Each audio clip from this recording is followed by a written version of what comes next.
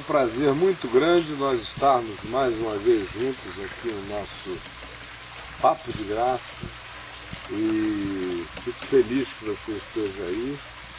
São milhares de pessoas que fazem parte desta mesa aqui, pelo país inteiro e também por muitos outros países, brasileiros, portugueses, americanos que entendem português, filhos de missionários vivendo já há muitos anos de volta nos seus países originais.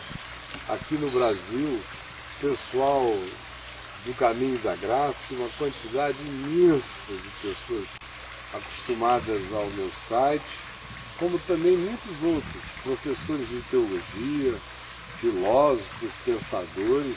Toda hora eu estou recebendo cartas no meu e-mail de gente que assistiu a um programa e que me diz, olha, eu estava lá, e se identifica de modo que eu sei a extensão, a qualificação, o significado desse grupo, desse público que está carinhosa, atenciosamente com a gente, naquela vontade de participar e de crescer no Evangelho.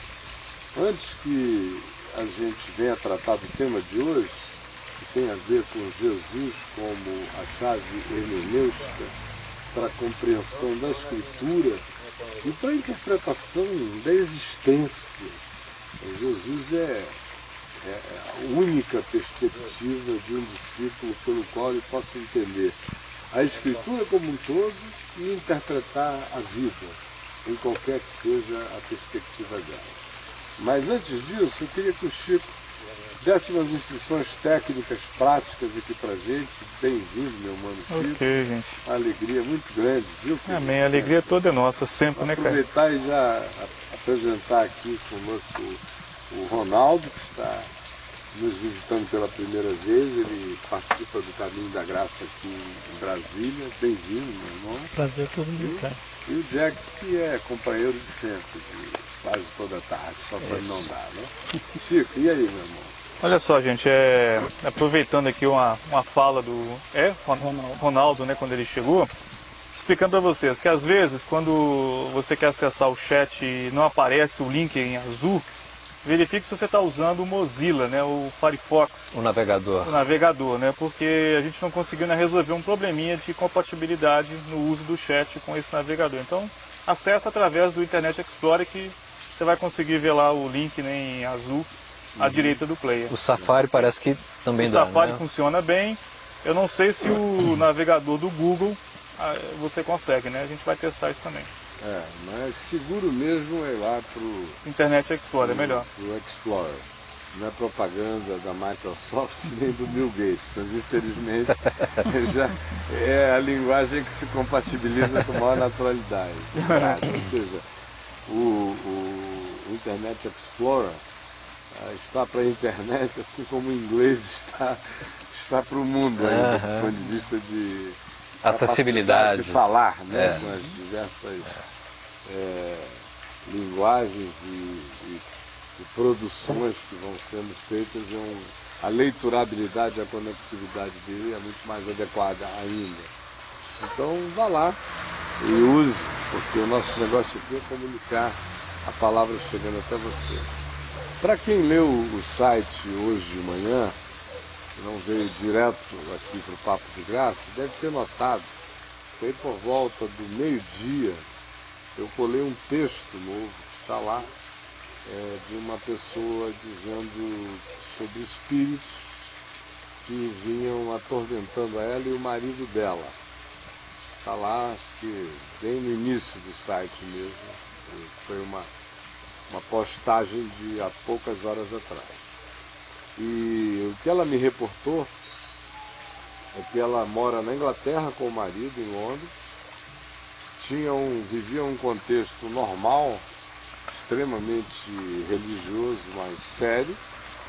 O marido dela, que tinha algum tempo atrás servido a Deus assim com muita intensidade e alegria, por alguma razão que ela não explicou, sofreu um retrocesso espiritual e se afastou de tudo, e Mais recentemente, ele voltou a assumir a decisão de que ele gostaria de renovar os caminhos dele no Evangelho em Jesus. Aí ela diz, justamente agora, quando eu abri mão de todo o pacotão religioso, que eu estou entendendo o Evangelho e vivendo uma experiência de praticamente reconversão. Então, quando isso está acontecendo comigo, ela disse, eu não sei porquê, eu me senti terrivelmente atacada 2 vezes recentemente por uma presença espiritual no meu quarto que queria tocar em mim até e me pegar. E ela disse que ficou com aquilo, foram 3 dias de muito sufoco e sobressalto, até que ela narrou ao marido a experiência e o marido também perplexamente devolveu a ela a notícia de que ele próprio tinha tido experiência semelhante 1 semana antes lá dentro da casa dele. Então ela estava aflita. No site eu expliquei a ela o que ela deve fazer.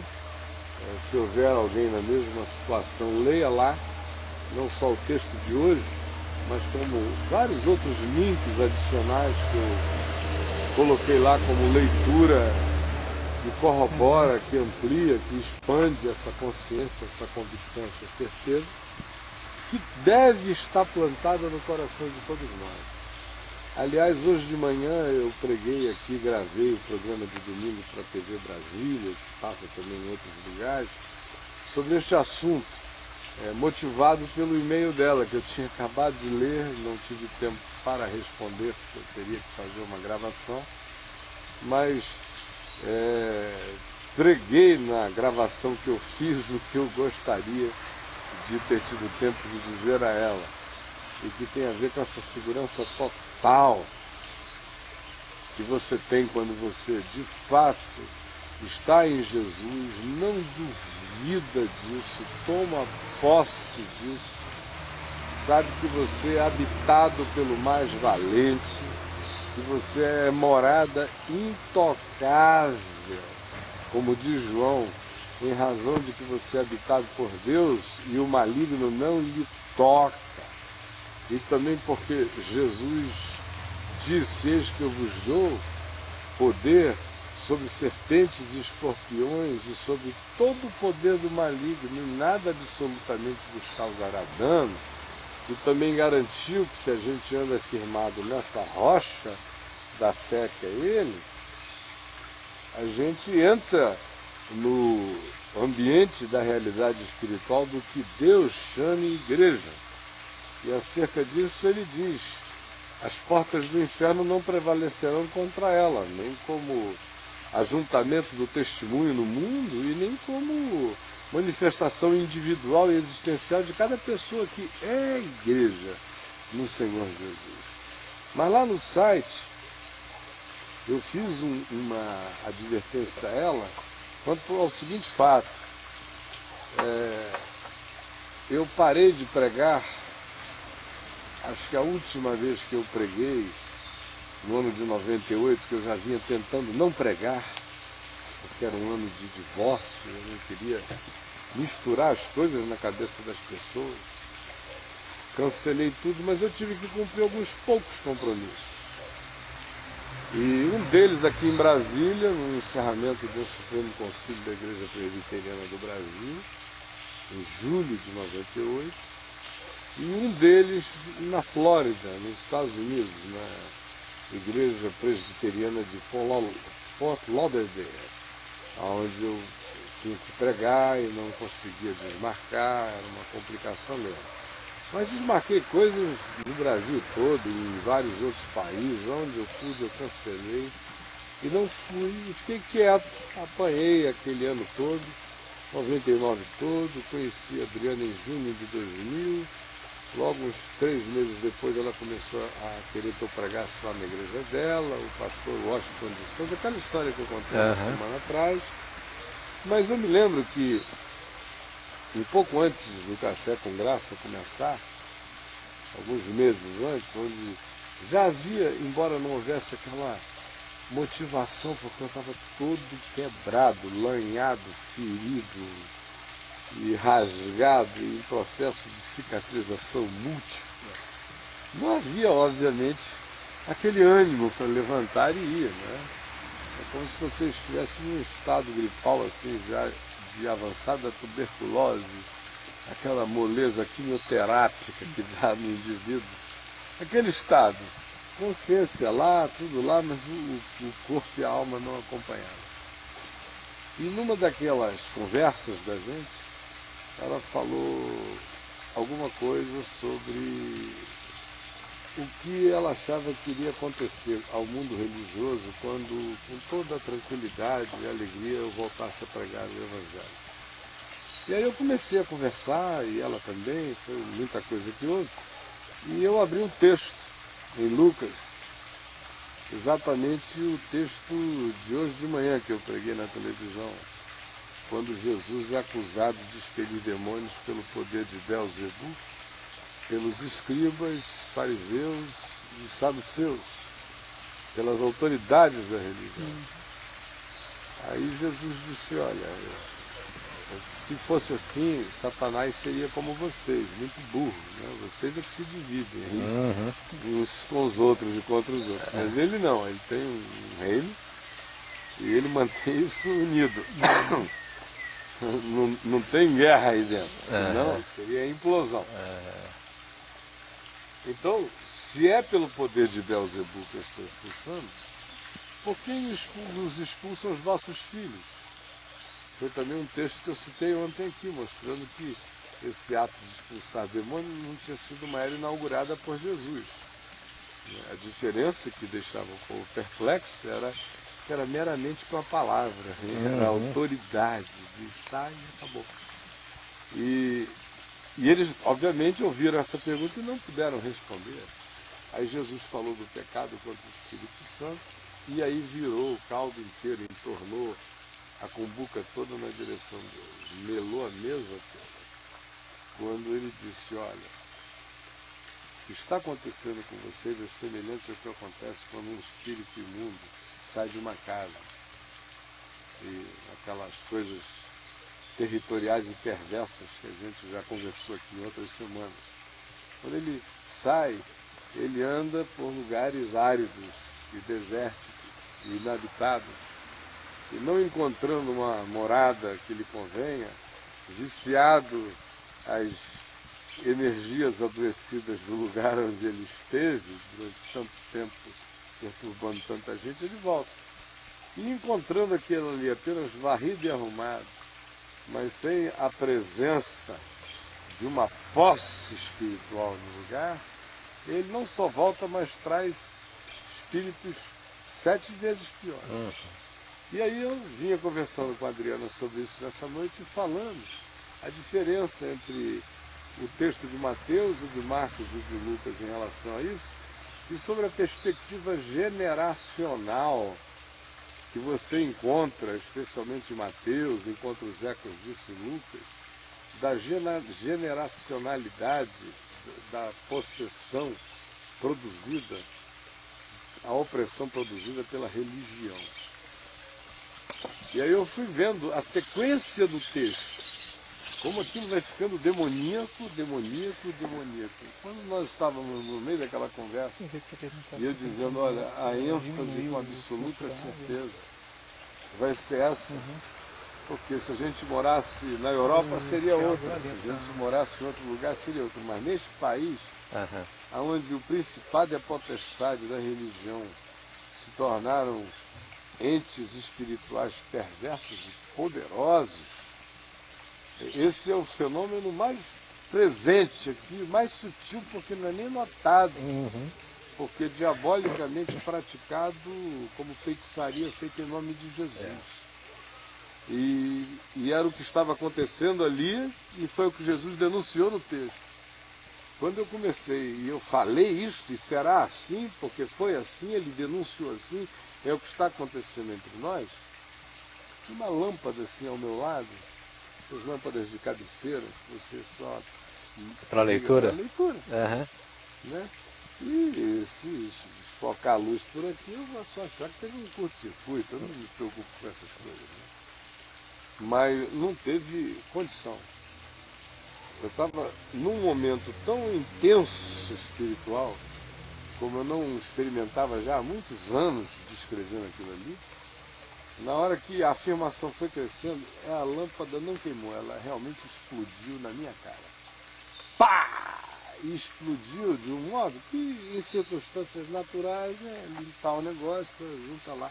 Mas tanto ela quanto eu sentimos a presença. Aham. Aí eu falei, olha, é nesse buraco aqui, que em nome de Jesus, eu vou atolar meu dedo até o talo desse bicho, pode queimar tudo que é lâmpada, pode fazer apagão. E vai fazer, mas vai estribuchar. Porque essa casta vai ser desvelada, revelada. Pois bem, eu disse hoje na TV de novo isso, fiz os aplicativos disso, o que eu vejo acontecendo em volta de nós, e também repito a ela, como já disse na carta. Eu achei interessante foi a associação que ela fez quanto ao fato de que antes era muita religião, pouco Deus, pouca consciência interior. Agora, o processo está ficando tão bonito e profundo que ela está chamando isso de uma reconversão, a consciência do Evangelho. E quando isso começa a abrir, essa coisa começa a acontecer. Então eu disse, olha, verifica o que tem para trás, nesse ato aí na vida do marido, o que entrou, ou entre eles mesmos, o que se acentuou nesse período. Ou não ignore as consequências espirituais de determinadas rupturas que a gente faz em relação a determinadas estruturas que estão supostamente benzidas pelo cristianismo, mas que viram poderes demoníacos na mente e na alma das pessoas. E quando o indivíduo acorda e a luz acende, às vezes é dali que o indivíduo se assusta ao ter que ouvir Paulo dizendo, em verdade vos digo que durante aqueles 40 anos no deserto não foi a Deus que vocês ofereceram sacrifício. Foi em nome de Deus, com todo o rito, mas era aos demônios.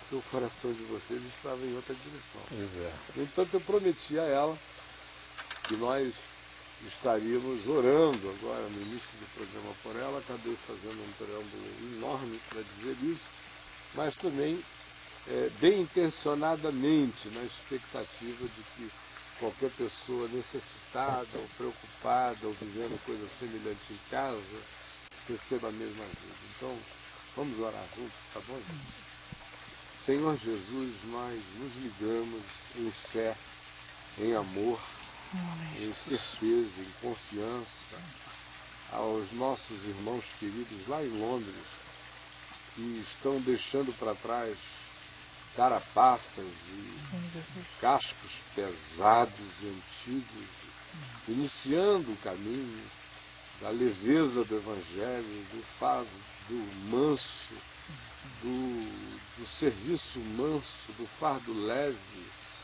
na obediência a Ti, que és manso e humilde de coração.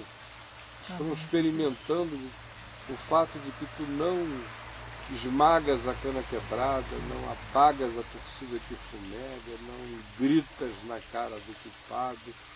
Estão provando o Teu amor, a Tua bondade, estão recompreendendo o sentido do Evangelho, estão andando na direção do Teu abraço todo dia. E é em favor deles que nós nos unimos agora. Amém. E em Teu nome eu peço que Tu fortaleça-lhes a fé. Amém. Eles saibam por quem eles estão habitados. Amém. Eles saibam que eles é que são os assombradores de assombração. Eles saibam que a luz está neles e a treva nunca prevalecerá contra ela. Eles saibam que seja o que for, já está repreendido em nome de Jesus.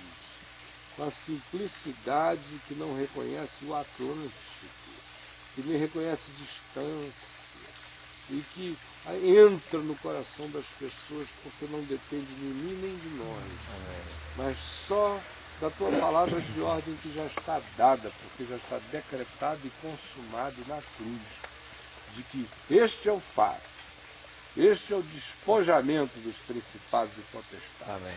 Esta é a nudez deles. É assim que tu os desarmaste por completo, os despojaste.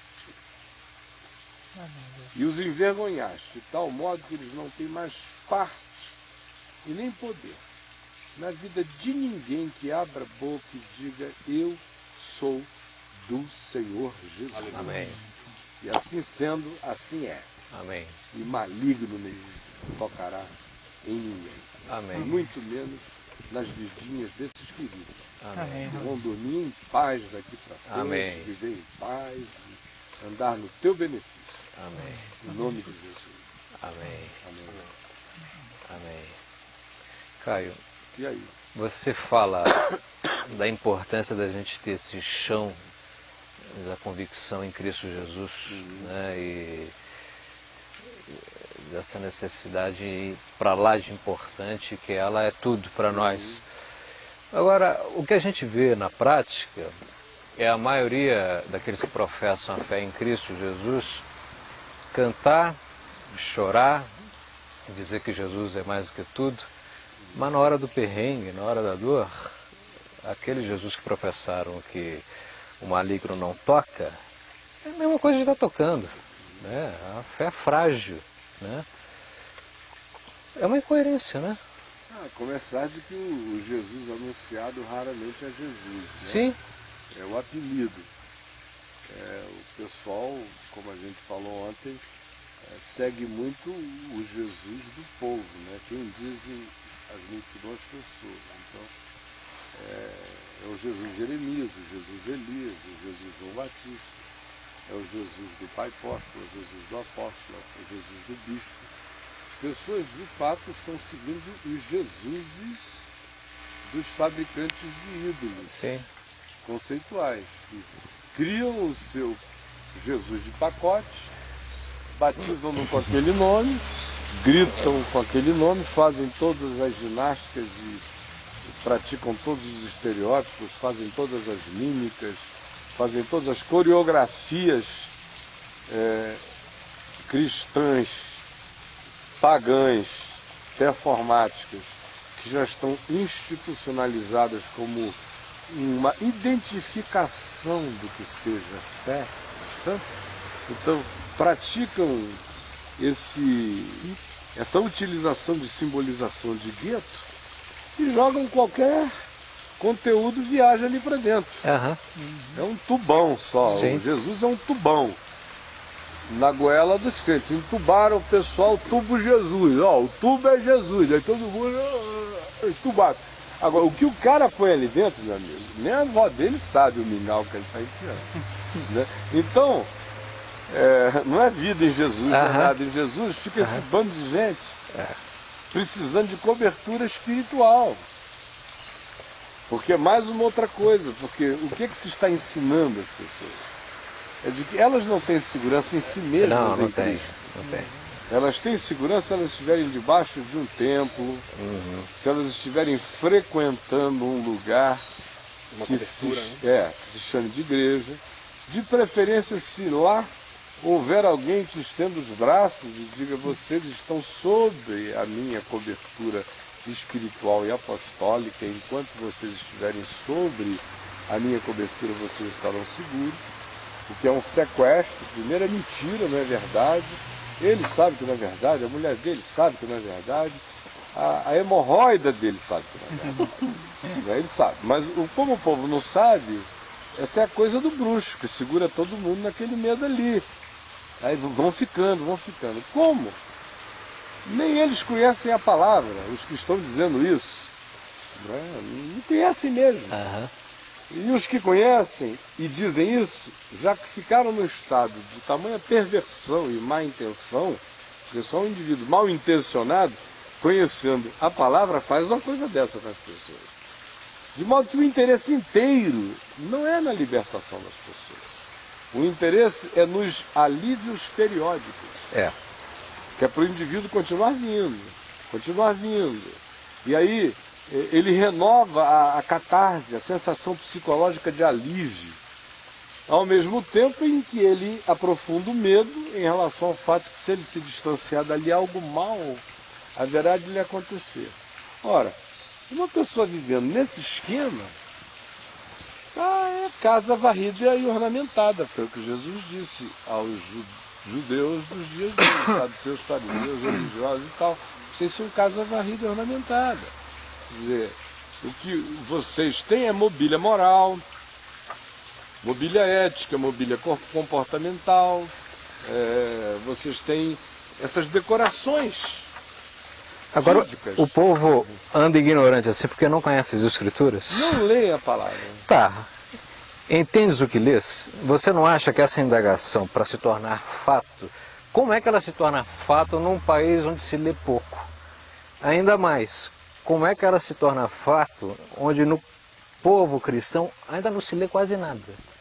Olha, Entendes o que lês? Lês o quê? Aquela mesma estatística que você mencionou ontem do Paião, que dentre os pastores nossos hoje, 56% não leram as Escrituras por inteiro. nenhuma única vez. Ou nenhuma única Só vez. Porções. Porções.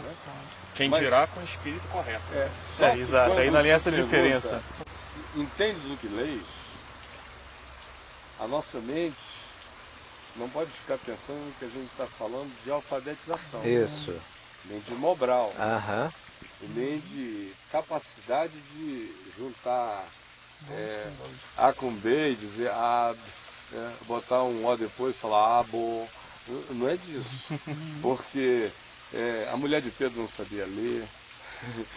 Todo Não mundo existia volta- isso aqui há muito tempo, Não, isso há aqui anos. é brincadeira. Papel. Isso aqui é computador do século XVI. Aham. Tá? Então é só isso.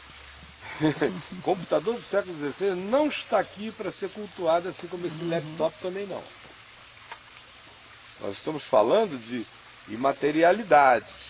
Conquanto o texto que deu origem a essa questão seja Atos 8, com o etíope superintendendo o tesouro de Candace, dos etíopes, que estava voltando de Jerusalém para a Etiópia, depois de ter adorado pela influência que os cultos e a mentalidade religiosa judaica tinha sobre os etíopes desde o tempo de Salomão, uma outra história antiga e longa, ele vai voltando, lendo Isaías 53, e fazendo uma leitura alta, Aham.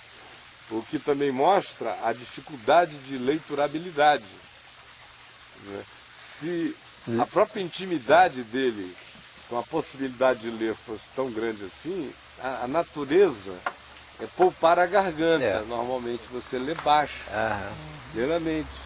A necessidade da leitura alta ou é uma decisão voluntária, eu quero ler alto, ou frequentemente é uma necessidade cerebral de ouvir o som do que você está juntando, quando você ainda não junta aquilo com a naturalidade fluente, com Os a qual déficits nós de atenção. estamos acostumados hoje. Aham. Também se tem que levar em consideração que o homem vinha lendo uma outra língua. Ele era etíope. Ele vinha lendo em hebraico, provavelmente, o texto. Mas o fato é que ele está lendo alto, o que é uma anomalia. E Filipe, que tinha recebido a instrução, vai correndo ao lado do carro, da carruagem. Por isso é que ele ouve. E é por isso que ele pergunta, compreendes o que vens lendo? Aham. Aham. Do contrário, a menos que se dissesse, e o Senhor revelou a Filipe que o texto que o eunuco lia era... Não, ele não precisou disso, ele ouviu. Ele ouviu do que se O tratava. homem estava lendo alto, estava fazendo um esforço de leitura.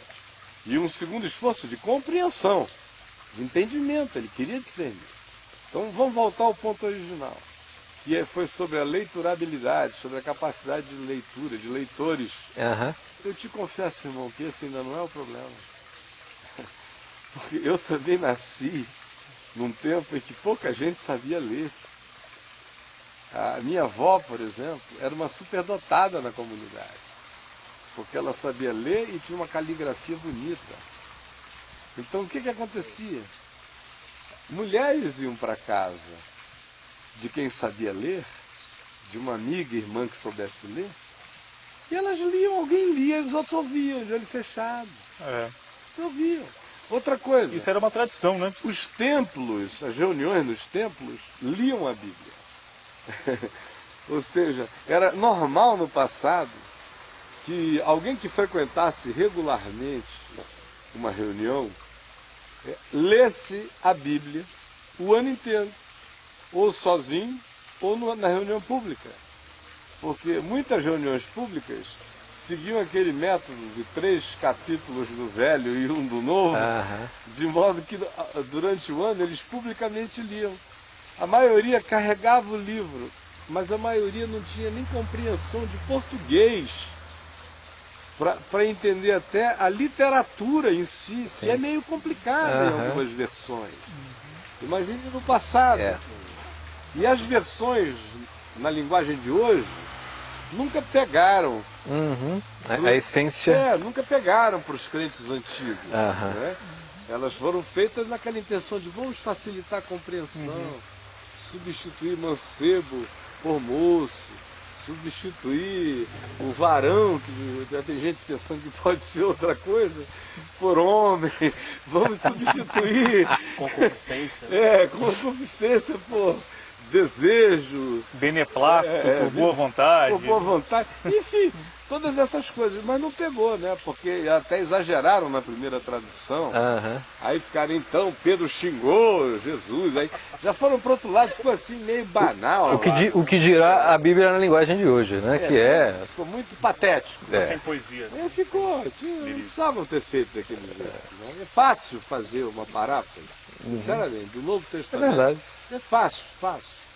3, 4 versões, não precisa nem muita preocupação com o grego, com o hebraico, se você tiver consciência da mensagem, é fácil fazer, bonita, bem feita, limpinha, clara, sem mutilar nada, deixando as pessoas entenderem tudo, mas nunca foi feito assim. Então, tem algumas melhores hoje em dia, né? E outras nem tanto.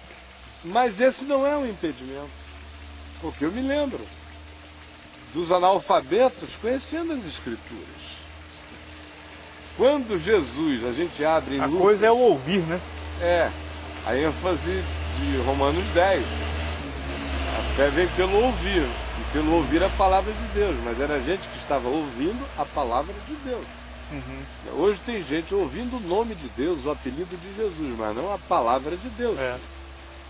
Quando a gente está aqui em Lucas, depois da ressurreição, no episódio de Emaús, o episódio de Emaús termina dizendo, então o próprio Jesus expôs o que a seu respeito constava em todas as Escrituras, começando de Moisés, fazendo alusão ao Pentateuco, do Gênesis para frente, foi mostrando nos Salmos e nos Profetas, em todas as Escrituras, o que constava a seu respeito. Ora, aquelas pessoas que estavam andando naquele caminho, por mais versadas que fossem na Escritura do Antigo Testamento, com certeza absoluta, elas não tinham aquilo de modo enciclopédico guardado na cabeça. Como a maioria dos apóstolos não tinha. Sim.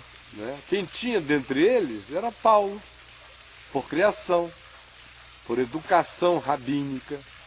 Os outros estavam pescando, estavam fazendo outras coisas. Não sei Eles ouviam o texto da sinagoga. Não sei se tem a ver, mas, por exemplo, você falou um pouquinho da questão do eunuco, não sei se teria um link, mas o Jota levantou uma questão aqui, o Jota lá da Flórida, Joel. Queria saber, como foi que o eunuco cresceu na consciência da graça e na fé em Jesus sem que jamais ele tivesse os evangelhos escritos apostólicos? Teria mais ou menos a ver com isso que você está querendo... Eu acho que quando Jesus expôs o que a seu respeito constava nas Escrituras, o Novo Testamento, como a gente o conhece, veio a ser ajuntado séculos depois.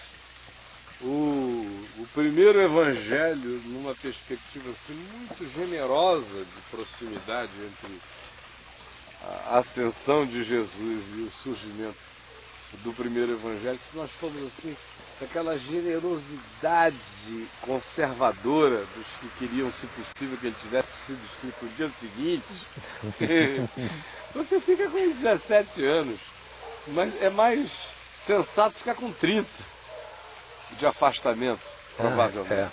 Né? Ora, foram 30 anos sem um texto desse a ser lido. Tradições orais. Por exemplo, o Sermão do Monte foi memorizado nos chamados oráculos do Senhor.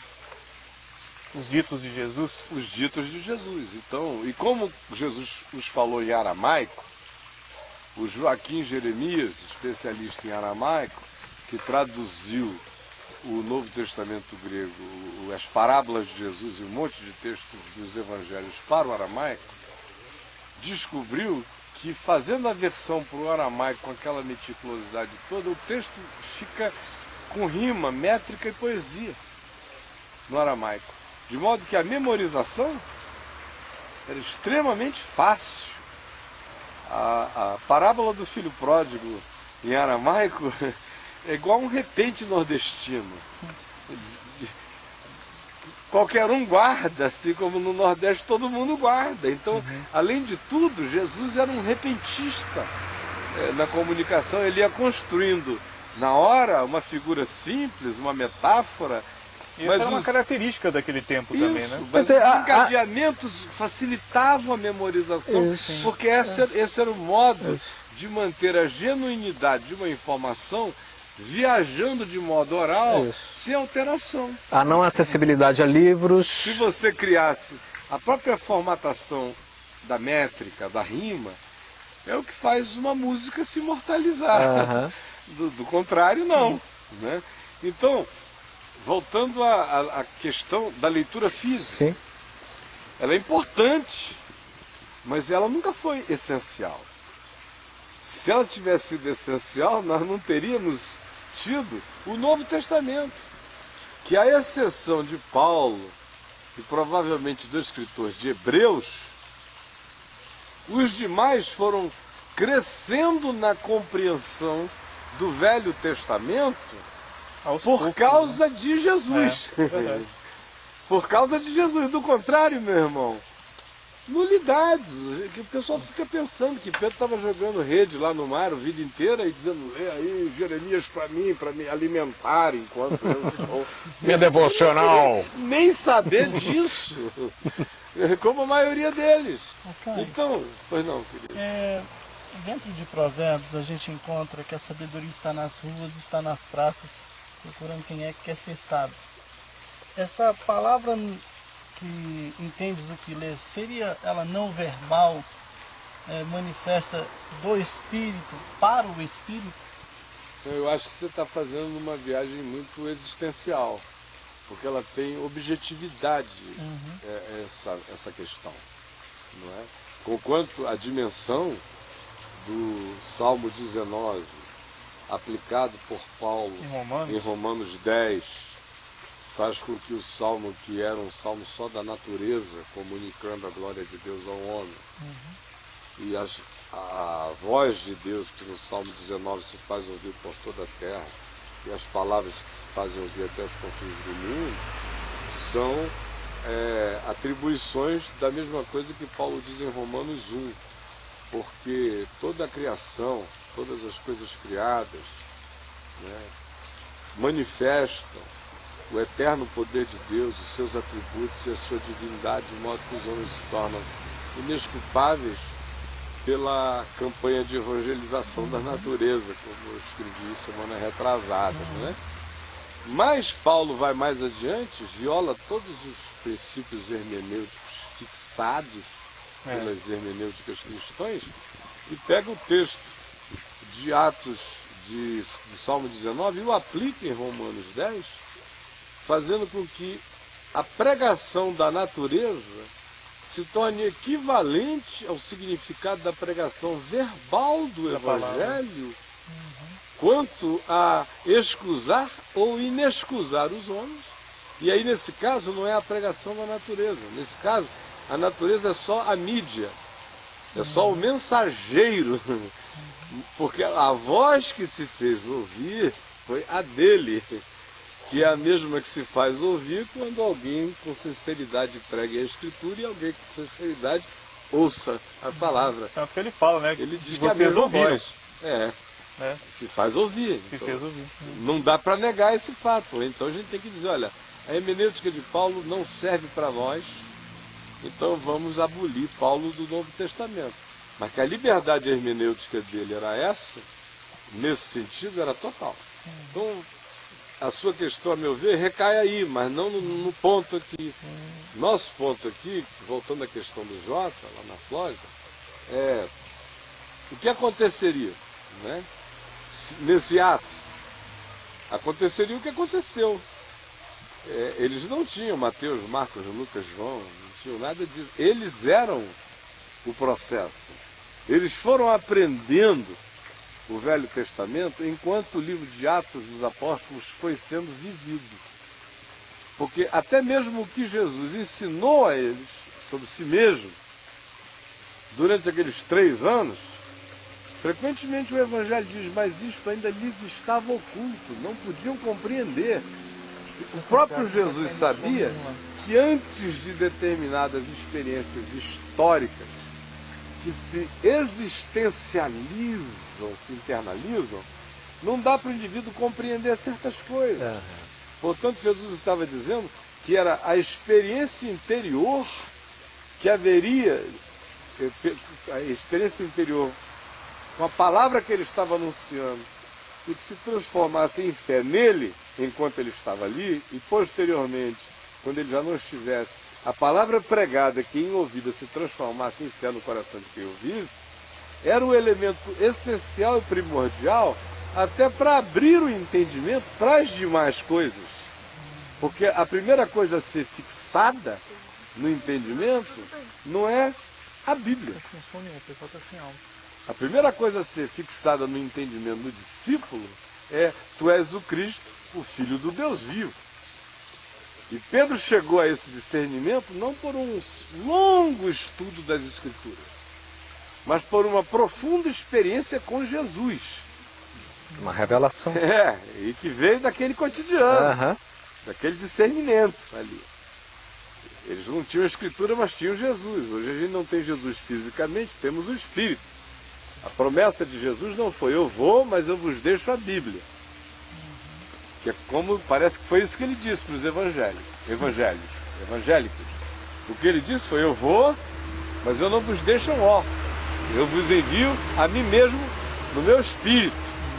Ele vos ensinará todas as coisas, vos guiará a toda a verdade. João, lá na frente, velhinho, diz: vocês não têm necessidade de que alguém fique em volta de vocês dizendo o que vocês têm que crer e pensar, porque se vocês andarem na sinceridade do Evangelho, vocês têm a unção que vem do Santo, a qual vos ensinará todas as coisas.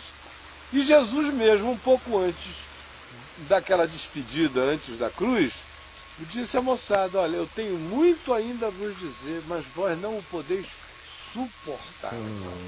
Então houve muitas coisas que eles puderam suportar depois da ressurreição. Houve muitas coisas que ficaram para depois. A confiança em Jesus no vento é uma coisa tão fabulosa, no espírito, que é vento, que é nada, que na intangibilidade, o ruá, a confiança dele no vento é muito maior do que qualquer coisa.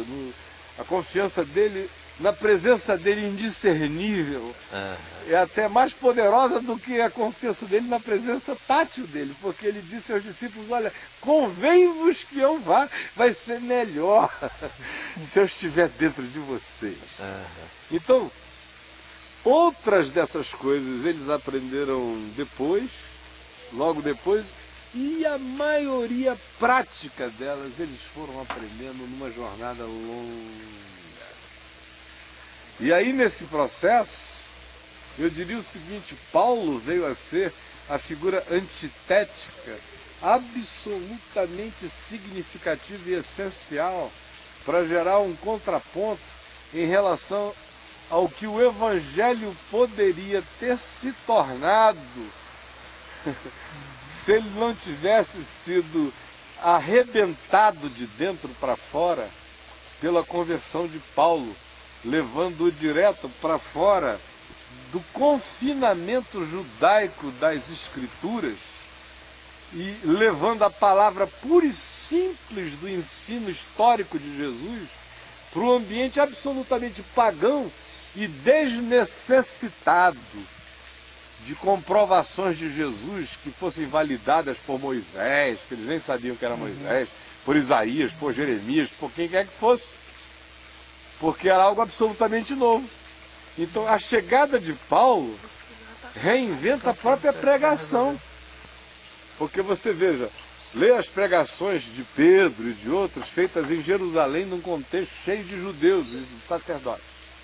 É toda uma pregação que viaja pelo Velho Testamento. Ouça uma pregação de Paulo em Atenas, no Areópago. Ele quer saber de Moisés, de qualquer coisa desse gênero. Não, a moçada ali, se ele tivesse que falar, era de Platão, Sócrates, Zenão, Epícoro, qualquer uma outra figura dessa, mas essas aí não. Ele chega já com o Evangelho puro e simples, mostrando que qualquer criatura no mundo, mesmo que nunca tenha lido o Velho Testamento e nunca lê, mas se entender com a mente e discernir com o coração a essência pivotal do significado do Evangelho, de maneira milagrosa e misteriosa, quando a Matrix entra, o conjunto inteiro se instala. Que foi, por exemplo, o que eu vi nas vidas de muitas pessoas que vieram a saber por que se tornaram daquele jeito muito depois, pela leitura da Bíblia, porque o testemunho, e é isso que crente não acredita, as sociedades bíblicas não acreditam, o culto ao livro Bíblia inviabiliza essa fé na liberdade de Deus e no poder do Espírito de revelar Jesus quando o homem não entra com as doutrinações. É essencial aquela diferença, né? Bíblia é o livro, Escritura é o texto e palavra enquanto isso, revelação. Né? E a palavra é o Senhor Jesus, né? O Evangelho é Jesus. Então, o que eu ia dizendo era, o meu pai, por exemplo, não deu tempo para em 15 dias, para um cara agnóstico, ter lido só Mateus, Marcos, Lucas e João uma única vez e ficar com aquela compreensão do mundo espiritual que o fez 3 meses depois de convertido tornar-se professor da escola dominical numa classe de presbíteros com 40 anos de presbiterato, diáconos a vida inteira, pastores membros da classe. Eu lembro de você falar dele, quando ele foi na igreja, ele fica encabulado com a topeira lá, né? Com a mulher que estava citando Hebreus 11, né? E ali era o equívoco dele, né? Você acha que nesse processo, como você citou o teu pai, o essencial é entender, aprender a ler a palavra ou aprender primeiro a lermos a nós mesmos? Eu acho que a primeira coisa essencial é ninguém encontra de fato Jesus sem que um de 2 processos tenha iniciado. No fim serão 2 básicos. Ou o indivíduo encontrou Jesus e se enxergou, ou o indivíduo se enxergou e encontrou Jesus logo, né? Porque senão ele fica doido, né? Então, você vê, por exemplo, Paulo encontra Jesus e se enxerga. Sim. Pedro se enxerga e encontra Jesus. Retira-te de mim porque eu sou um pecador. A autopercepção, todavia, que ele teve, foi gerada pela realidade sensível que ele teve de que ele estava diante do outro, do santo, do absoluto. Retira-te de mim que eu sou um pecador. Ele se enxergou aí. Paulo não teve essa iluminação. O que ele tinha era a luz das trevas em ânimo dele. Foi o estupro celestial que reinterpreta na cabeça dele tudo que tinha sido acumulado durante 28, 30 anos de ensino. Mas ainda assim, Paulo não passou por um processo, né? Ele Porque eu vai- acho que esse ato imediato de Deus lhe trouxe um rasgo na existência realmente, que ele fez abrir o... No entendimento, né? entanto, a gente o vê chegar em Damasco, Uhum. ir à sinagoga e pedirem a ele para testemunhar, porque a primeira coisa que ele dá é um testemunho.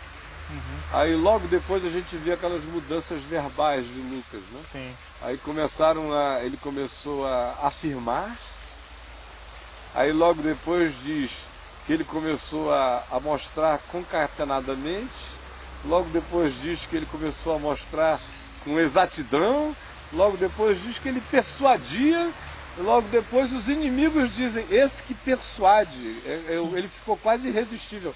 A Mas porque era um cantada processo- evangelizadora ficou irresistível. Não, porque foi um processo interno também, Interno. que nele foi acontecendo da mesma forma. Enquanto ele externalizava, aquilo lhe vinha como... A diferença foi a solidão. Aham. É que os outros ficaram num processo comunitário em Jerusalém e foram entrando numa indigestão Uhum. de reflexão sem a mobilização da missão, que só vai acontecer na morte de Estevão, quando eles são jogados fora, semeados pela soberania de Deus, dispersos. E ainda vão relutar para ver se trega ou não. Paulo já é nascido com fórceps, como ele mesmo diz em 1 Coríntios 15, né? É trauma, nascido fora de tempo. Foi arrancado, já nasceu fora do útero de Jerusalém, já nasceu fora do útero do confinamento sacerdotal, embora ele tivesse originalmente sido mais do que qualquer um outro, já nasceu fora da geografia daquele ambiente, não ficou sob a tutela e o ensinamento dos apóstolos, teve aquele carinho de Barnabé já inicial, que algumas tradições antigas os tornam primos, Paulo e Barnabé. Não é? Ninguém pode afirmar isso porque não está dito na Escritura, mas são tradições muito antigas que os colocam nessa relação de parentesco. Mas depois ele diz, escrevendo aos Gálatas, que ele ficou 3 anos na Arábia, no deserto, na vida ermitona. Aí ele volta e diz, olha, eu não aprendi nem de carne nem de sangue. Você acha que essa solitude de Paulo reforçou isso, então? Ah, totalmente. Porque ele tinha o encontro inquestionável com Jesus, que é mais poderoso do que qualquer coisa, ilumina tudo. Ele compara isso nos textos dele, nas outras cartas. Quando ele faz alusão a essa experiência do encontro dele com Jesus, ele só vincula isso a coisas épicas do passado da Escritura, né? A criação do mundo, você vinha andando em trevas, e o mesmo que disse haja luz e houve luz resplandeceu nos nossos corações. Quer dizer, ele cria um Gênesis. A experiência dele indo para Damasco foi um Gênesis, foi o começo do mundo. A mesma palavra me iluminou. Do deserto. Escrevendo a Tito, ele usa outra figura assim, épica, extraordinária. Ele diz, transbordou a graça de Deus. Quem me chamou a atenção para isso, pela primeira vez na vida, foi o John Stott, conversando comigo num barco, quando ele me mostrou que no grego era uma palavra usada para arrebentar uma represa, né? E é uma coisa poderosa. Ele disse, olha, eu era uma represa. E a graça veio e explodiu essa represa. Você observa o outro. Outra metáfora dele é o parto por fórceps. Todos tinham nascido de nascimento natural, os outros apóstolos. Aconteceu no cronograma. Eu é que nasci fora da hora, fora de tempo, fui arrancado por um trauma. Fui puxado pelo parteiro celestial à força. Então esse é o primeiro elemento pivotal, é essa batida aí dentro. No caso dele, houve o Barnabé, que andou, que sabe lá Deus o que o Barnabé compartilhou com ele, o que o Barnabé tinha dentro de si, tinha muita riqueza, a gente vai vendo depois.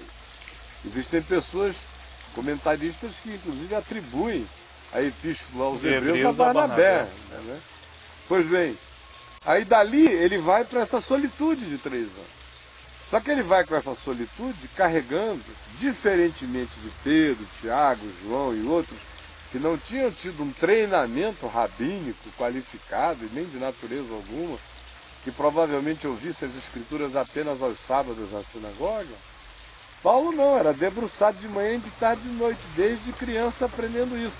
Agora esse acervo do Velho Testamento é todo relido por ele a partir de Jesus, e ele faz disso vendo Jesus como a chave hermenêutica. Porque a diferença, eu já te dou a palavra. Ontem, quando a gente anunciou aqui que o nosso tema seria esse, alguém me escreveu, já é a terceira pessoa que me escreve, assim, carinhosamente, mas assim com uma energia meio ofensiva.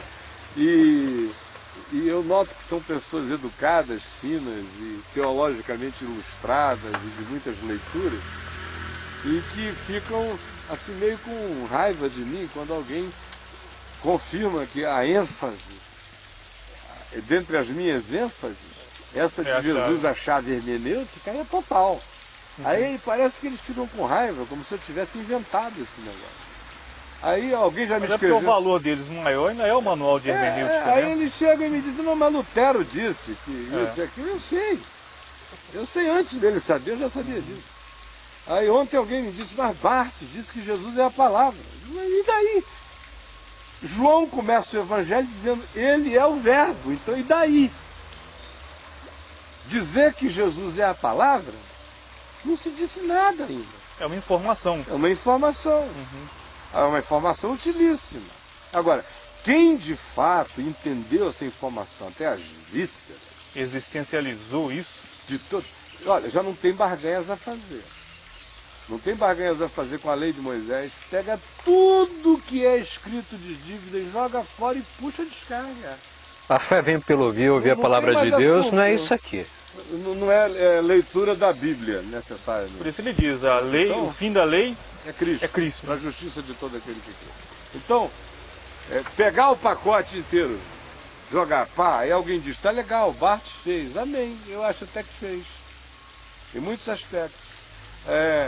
Vai pegar o rito inteiro do cristianismo e jogar pela descarga. Fez? Não fez. E pode ir pegando as outras coisas que não fez, porque levar até as últimas consequências é uma coisa que, sinceramente, eu vi Paulo fazer. Quem discerniu que Jesus é a chave hermenêutica para a compreensão das Escrituras, mesmo que Jesus tenha dito que ele era, mas ficou na obscuridade do entendimento. Quem discerniu na prática foi Paulo, que dentre eles todos era o mais versado no texto. Disparado. E foi ele que teve a coragem, quando a gente lê Colossenses capítulo 2, ele dizendo, olha, pegou e jogou tudo fora. O que a gente tem que ver, imaginar esse homem na solitude da Arábia, com os textos que ele tinha, com os que ele conseguia e com tudo mais, e ele lendo tudo a partir do que estava consumado, feito, acabado, realizado, definido e peremptoriamente estabelecido para todo sempre, sem mudança, e jogando fora. Jogando fora, é um exercício de jogar fora. E ao mesmo tempo de dizer, não, isto aqui preserva o espírito da revelação em Jesus. Então, o processo dele é ler isso, o que ele fez das escrituras hebraicas, é ler isso a partir desse trauma que ele teve na revelação em Cristo. E da consciência posterior que ele obteve dos conteúdos do Evangelho, que lhe foram porque passados. O que se faz hoje é o contrário. É procurar aí Jesus. Né? Ele faz a leitura inversa. Né? Ele lê a partir de Jesus. Não tem nada a ver com chegar e dizer assim, por exemplo, nosso amigo Lutero. Vamos jogar Ruth fora, porque Ruth não fala de Jesus. Mas para mim também não fala de Jesus. Agora, a minha pergunta é, mesmo não falando de Jesus, tem alguma coisa no texto de Ruth que desabona o espírito do Evangelho? Se tiver, para mim fica, se não tiver, não fica. Então uma questão é mais profunda do que foi para Lutero. Sim. Como é extremamente mais prática, a meu ver, do que foi para Barth. Ela tem a praticidade que você encontra em Paulo. E a coragem desgraçada que você tem dele, de chegar e dizer, carrega o espírito, fica, não carrega, vai. Há coisas que a gente joga o pacote inteiro, se quiser pode rasgar mesmo e jogar fora, não terá mais utilidade, a não ser para provar para um judeu legalista, né? Como ele estava desgraçadamente perdido mesmo, porque disso aqui ele não ia escapar. Agora, se fosse qualquer outra pessoa no mundo que não estivesse impressionada com isso aqui, o processo inteiro poderia seguir adiante a partir do Evangelho para frente, no coração de qualquer um. Os crentes trabalham com a seguinte categoria: parece que para o indivíduo se tornar um cristão, antes ele tem que virar um judeu.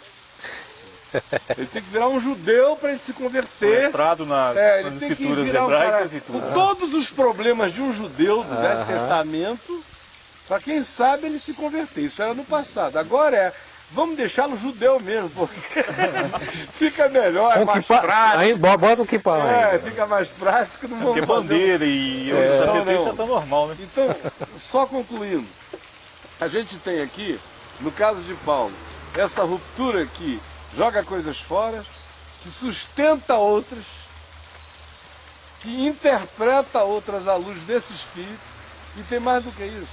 Você tem os cortes práticos, você tem as rupturas práticas, você tem as não barganhas práticas, você tem tudo isso sendo feito em razão dessa pedra angular que estava ali posta dentro dele. E as rupturas e as não negociabilidades foram intensas na vida do homem. Daí eu me admirar tanto, por exemplo, quando a gente chega em Atos 15, que é um momento de concílio, está Paulo mandando ver lá, entre os gentios e os ecos chegando aqui com toda a forma de interpretação errada, né? E ódios crescentes entre judeus e entre cristãos, judeus ainda aferrados aos movimentos litúrgicos ou legalistas ou cerimoniais, ou seja lá o que fosse, interpretando Paulo equivocadamente. Quando ele chega lá, vocês vejam, naquela primeira visita, onde ele pega a carta, ele e Barnabé, para voltar, acalmando o coração dos crentes, porque aqueles pitbulls de Jerusalém tinham ido de cidade em cidade dizendo que se o pessoal pagão, gentil, que tinha se convertido ao Evangelho, não guardasse toda a lei do Velho Testamento e as cerimônias e tudo mais, Jesus não era suficiente, eles estavam perdidos. Então, para Paulo, isso era uma declaração equivalente a que o pessoal de Jerusalém tivesse negado a fé. Tamanha era a radicalidade dele, ele não brincava com isso. Escrevendo aqui aos Efésios, qual é o clamor dele? Olha, eu estou aqui apanhando, levando tarugo de todo lado, cacetado de todo modo, para que a glória do Evangelho permaneça entre vocês. Não negociem com a moçada, não façam concessões, senão eu vou ter corrido em vão. Eu estou apanhando isso tudo para que a fé no Evangelho possa ser uma fé não presa à cultura judaica, à lei judaica, à religiosidade judaica, possa ter a cara da saúde da experiência cultural de vocês, porque é para o mundo inteiro e não tem nada a ver com esse pedigree passado. Não negociem, porque vocês são a minha glória e a minha coroa no dia de Cristo Jesus. Fiquem firmes nisso aí, não voltem atrás. Esse é o desespero dele. Então, voltando ao nosso querido Jota, né? Paulo, a meu ver, é a exceção desse indivíduo que já tem esse arcabouço de um conhecimento inteiro, pega Jesus como a chave hermenêutica, é o primeiro absolutamente lúcido do que está fazendo, relê a Escritura inteira nessa perspectiva. Coisas saem, coisas ficam, outras coisas ficam porque carregam o espírito dessa afirmação.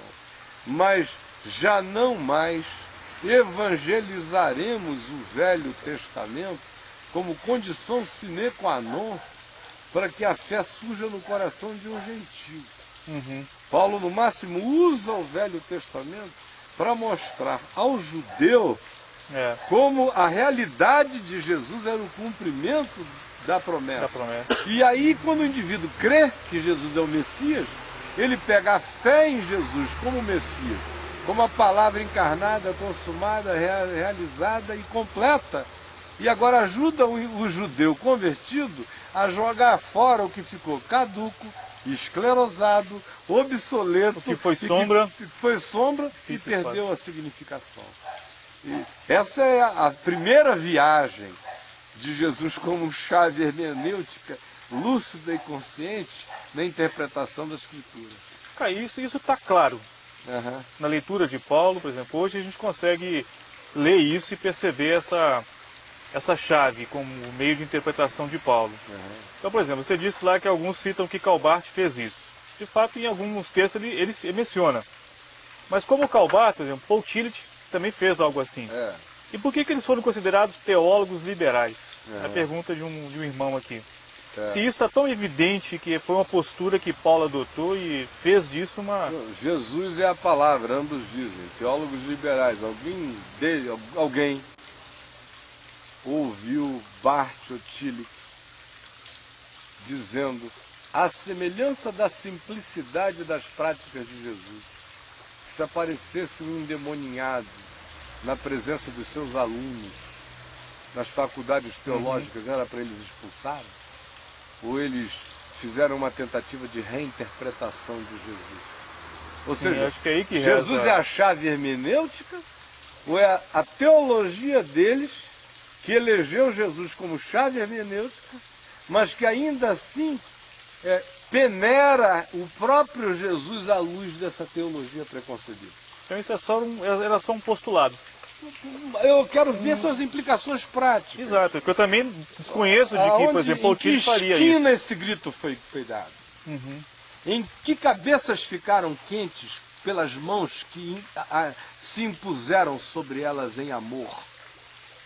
Exato. Se Jesus é a chave hermenêutica, a gente para de conversinha de teólogo nas torres de marfim.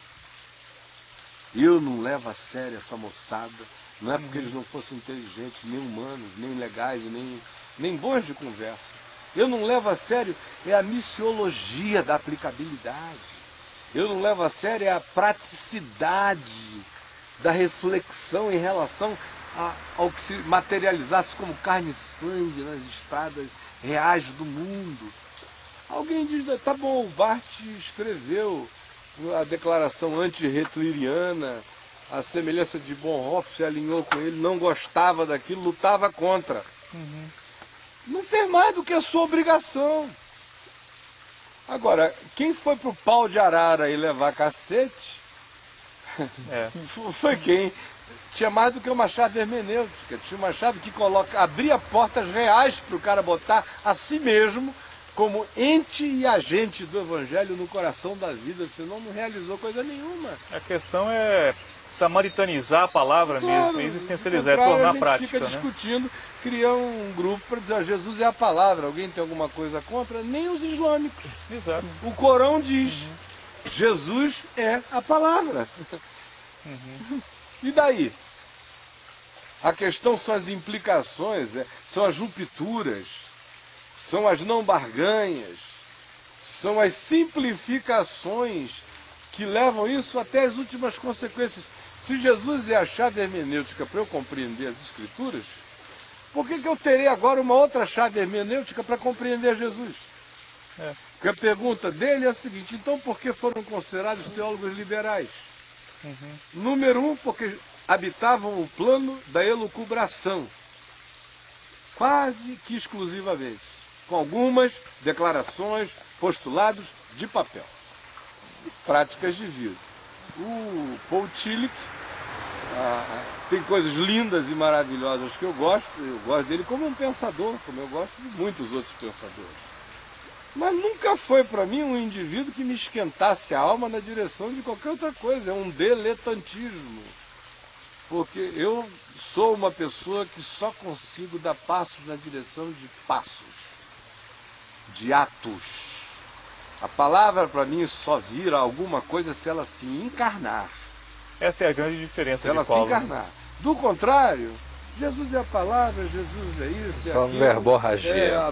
A minha dogmática é em torno de Jesus como verbo. Tudo Qual lindo, Jesus, tudo bem. né? Um Jesus intelectualizado, Agora, só tá no plano do é um saber. Jesus que tem que sofrer a minha interpretação.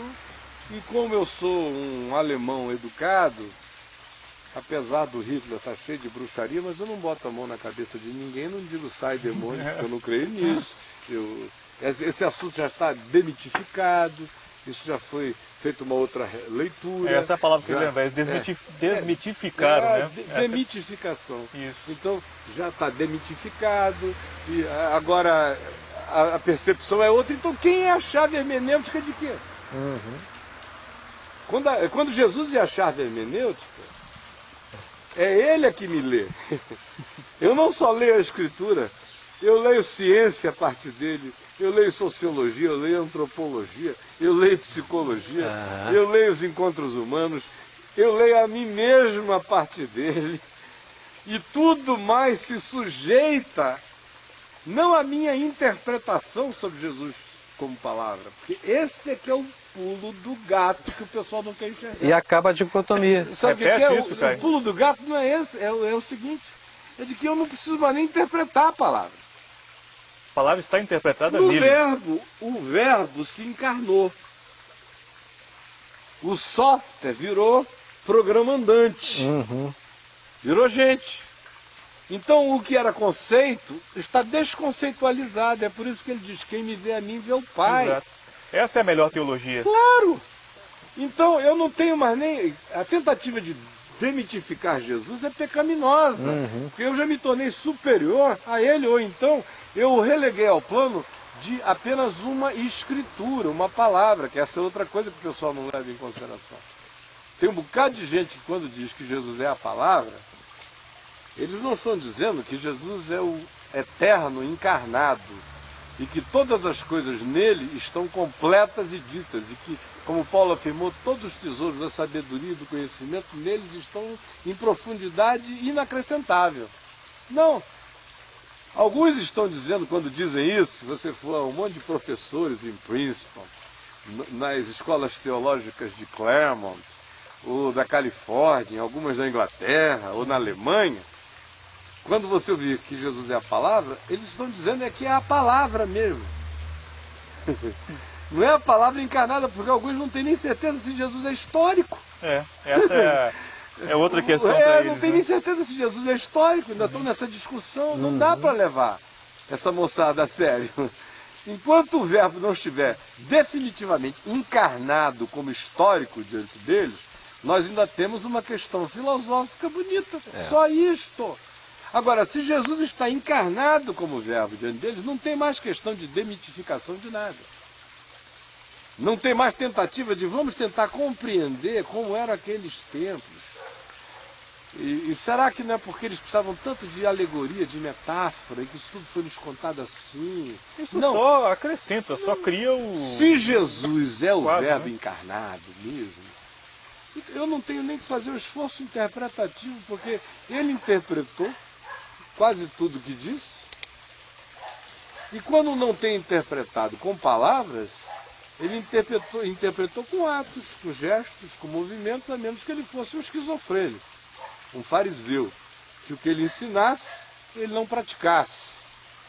Essa foi uma conversa, uma ocasião com o meu querido amigo John Stott, que escreveu aquele livro sobre o Sermão da Montanha, Contra a Cultura Cristã, que é um livro lindo, instrutibilíssimo, maravilhoso.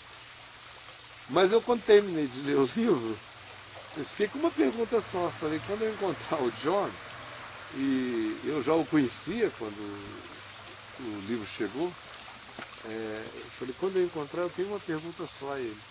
E quando eu encontrei, eu perguntei, eu falei, escuta, por que você gastou tanto tempo com o grego clássico, com os filósofos gregos, com os pais da igreja, com isso e com aquilo, para tentar ver se você chegava perto e próximo do texto, do significado do que Jesus ensinou, fazendo quase que uma média teológica ponderada do que fosse uma opinião equilibrada.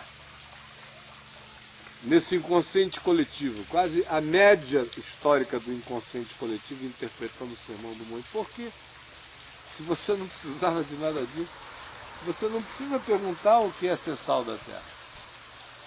E nem ficar com as alegorias todas, dizendo o sal arde. Legal, o sal arde. O sal isso, o sal aquilo, aquilo outro. Você acha que Jesus tinha alguma preocupação maior naquele momento do que simplesmente dizer dissolvam-se na vida e deem gosto a este mundo? E você acha que ele tinha alguma outra preocupação a mais do que dizer olhem para mim, porque quem é sal aqui sou eu? Se vocês viverem como eu, está tudo salgado. Se vocês andarem como eu, está tudo iluminado.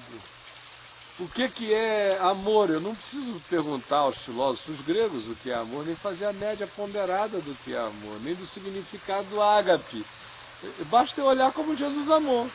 Ele amou sem babaquice nenhuma, sem romantismo nenhum. Amou com fatos, com verdade, não amou só de palavras. Tinha capacidade de amar alguém como o jovem rico e mesmo amando deixar o cara ali. Na necessidade de fazer uma decisão particular, ele seguir adiante. Eu não preciso ficar aprendendo com Plínio o jovem o que é amor. Eu tenho que olhar para Jesus. Quem é o meu inimigo e como tratar dele? Eu não preciso fazer uma viagem milenar, com milhares de instruções. Basta ver como é que Jesus tratou os que se fizeram amigos dele. Uhum. Isso tudo está aí. É uma simplificação tão grande que desemprega os teólogos. Uhum. Essa é que é a verdade. É. Desemprega um monte de coisas. Não há interesse em levar as pessoas a entenderem por elas mesmas o que elas estejam lá. Olha só, isso que você falou, acho que responde bem a questão que um colocou aqui. Ele perguntou o seguinte: muitos, na tentativa de estabelecer uma hermenêutica cristocêntrica, aí eu queria abrir um parênteses, que essa hermenêutica é nada mais do que estabelecer o postulado. Jesus é a palavra, mas não vai além, né? E estabelecer uma teologia sistemática onde Jesus é a figura pivotal. Sim, é. Ainda não é se a chave hermenêutica. Exatamente. Aí ele fala, o pessoal confunde tudo, não me entenderam até agora. Exato. Que ele coloca, nessa tentativa, alguns incorrem no erro de exagerar nas alegorias. Uhum. Aí ele pergunta, quais seriam os cuidados? Você já respondeu. Cuidado, já respondi. Exato. Em Jesus você tem parábolas aplicadas ao cotidiano, à vida. Uhum. Né? Você praticamente não vê Jesus lidar com categorias alegóricas. Você não vê. Você vê Jesus lidar com metáforas. Exato. Comparações, com mas parábolas, reais, né? comparações. Pardais, lírios. Não, está tudo aqui. Né? A dona de casa existe, a dracma existe.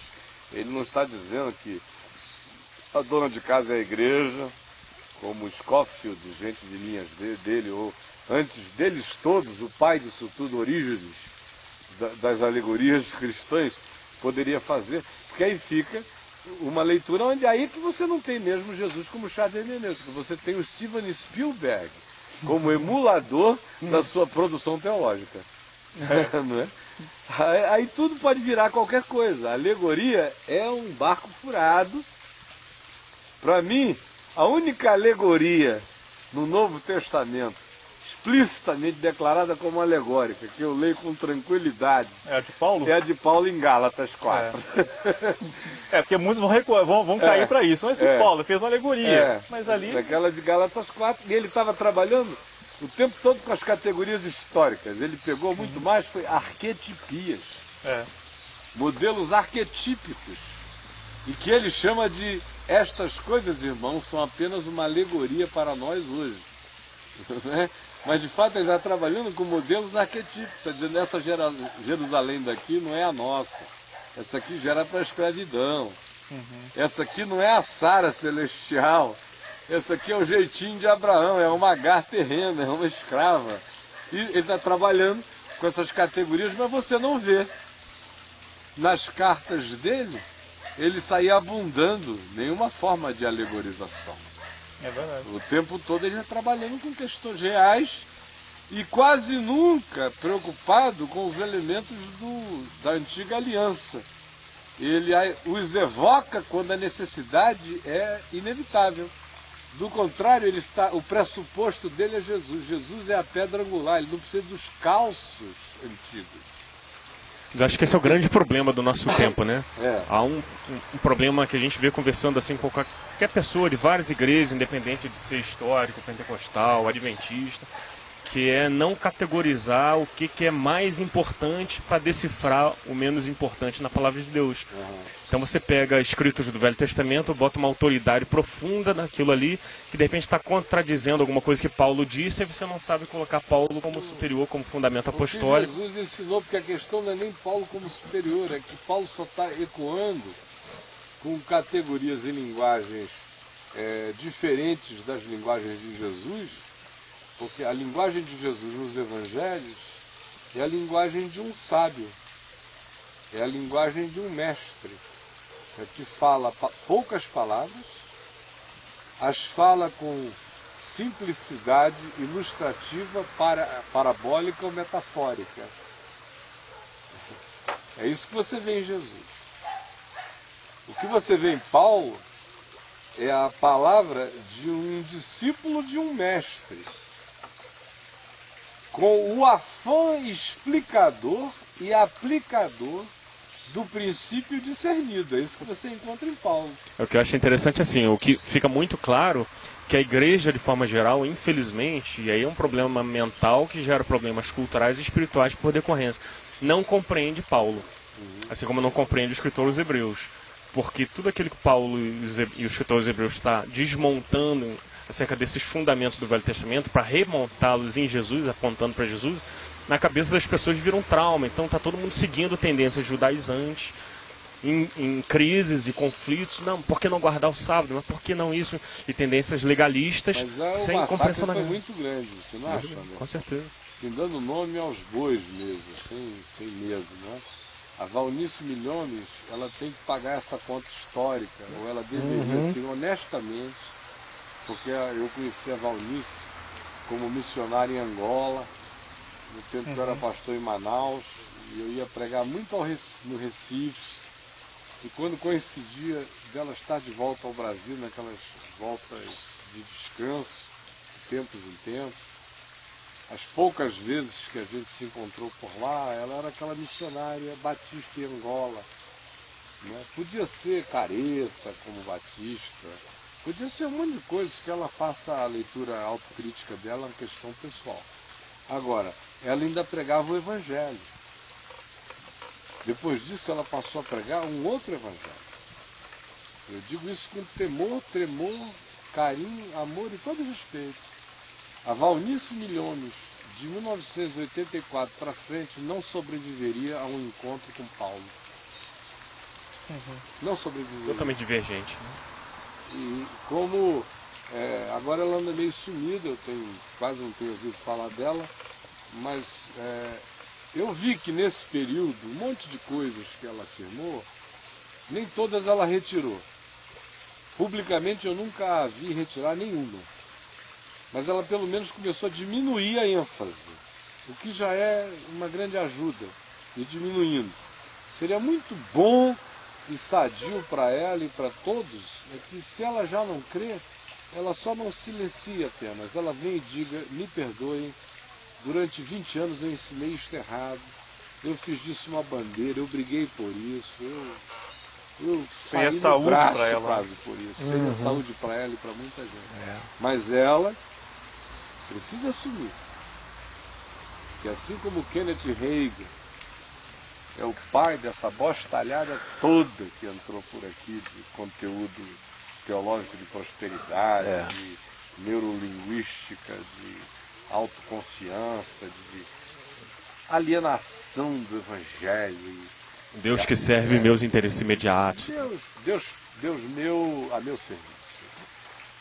Assim também a gente precisa assumir que a sincretização definitiva da Igreja Evangélica Brasileira foi feita pelo Edir Macedo, embora tenha havido alguns preceptores, e a Valnice precisa assumir que o grande processo de judaização das igrejas evangélicas no Brasil tiveram nela o seu maior porta-voz. E alguns que continuam até hoje com ênfases exageradas, exacerbadas, adoecidas, que não sobrevivem ao encontro com o Evangelho puro e simples, como eu disse, não sobrevivem a um encaramento com Paulo. Se fosse na igreja de Gálatas, e ao invés de Pedro e Barnabé, que estivessem lá, fosse Valnício Milhomes e um outro, o Paulo que ia cantar, vocês não têm ideia da epístola que ia ser escrita. Ia fazer de Gálatas virar um conto da carochinha, porque Pedro e Barnabé não tinham caído em dissimulação tão grande quanto ela, e esses todos caíram também. A nossa gravidade é muito maior, nós não nos temos dado conta. Datar até a volta de Cristo. Né? Agora, eu estou falando isso no meu espírito mais manso.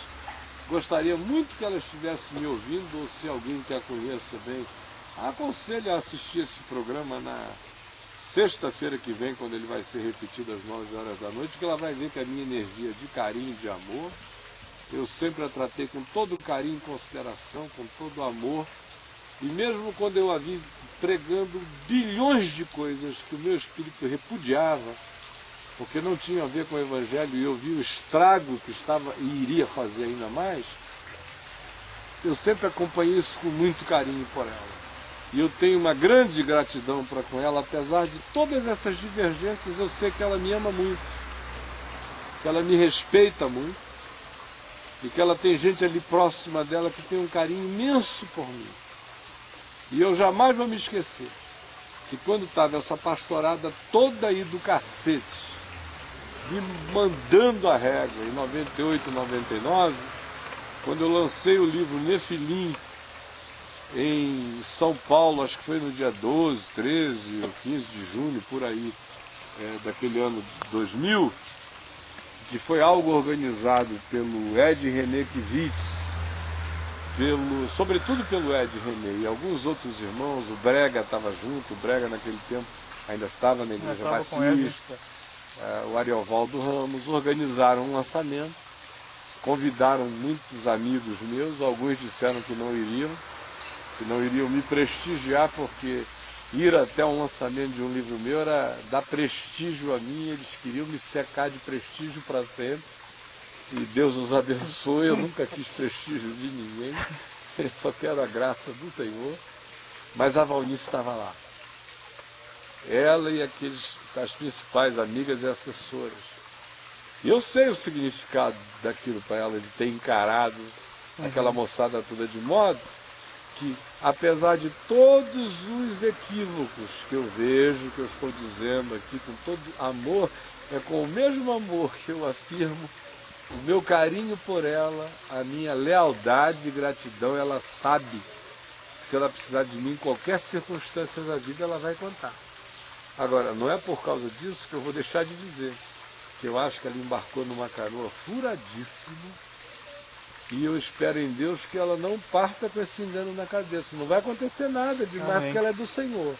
Mas ela está perdendo o privilégio de associar a voz dela em plenitude máxima ao Evangelho da graça de Deus, proclamando essa boa nova de liberdade, que só alcançou como pernambucana, nordestina, que não é judaica, que é comedora de rapadura e de farinha, porque foi segundo a ordem de Melquisedeque, e não segundo a descendência de Abraão, muito menos segundo a ordem levítica. Isso é tão simples de entender. Nosso tempo se esgotou. Vocês em casa me perguntam, eu não chego a ser um paurador frívolo, como a Escritura diz, né? Porque eu não estou falando frivolidade. Mas, de fato, eu quando começo a falar alguma coisa do Evangelho, eu vou ficando assim meio surtado. Não existe nenhum desejo de monopolizar informações. Então, nem aqui, nem ali, nem em lugar nenhum. Mas acho que vocês que me conhecem, sabemos disso, já sabem que essa é só Eu acho que as questões que hoje rolaram aqui no chat, acho que no seu todo foram bem explicadas, né? E ficou muito claro para muita gente aí. Que bom. Então acho que todas as questões foram respondidas aqui. Amém. E amanhã a gente está sem o nosso programa, infelizmente, né? Se eu pudesse, eu faria sábado e domingo, é tão gostoso. Mas as Se mulheres. quiser lembrar o pessoal, o descansar, Evandro pediu para que você lembrasse a turma aí que domingo você está na catedral, o Vando lá do Rio. 3 avisos que eu tenho esquecido sistematicamente, né? Número 1, moçada do Rio de Janeiro, domingo de manhã eu vou estar dando uma aula, uma classe conjunta na Catedral Presbiteriana do Rio, de 9 às 10 horas da manhã. Aí há um intervalo de 15 minutos, 10h15 começa a segunda reunião da manhã, e eu prego nessa reunião de 10h15 a 12h30, de modo que você é meu convidado para estar lá. Logo depois, meu filho Davi deve me levar de lá direto para o aeroporto, Santos Dumont, a gente vai comer uma comidinha lá no 14 Bis, e eu vou pegar um avião para chegar aqui em Brasília 4h30 da tarde, tomar um banho rápido. E esse é o segundo aviso. À noite, com a graça de Deus, eu estarei lá no Teatro La Salle no domingo. E o terceiro e último aviso é: vão lá no site e olhem bem essa viagem escatológica a Israel em agosto. Está tudo explicado. Se você puder vir, quiser vir, tiver como vir, receba meu convite assim pessoal para vir. Mais do que isso, tente formar grupos, amigos, reunir pessoas. Vá lá, veja e se instrua. Todas as informações necessárias, os contatos, tudo que você precisa saber está lá.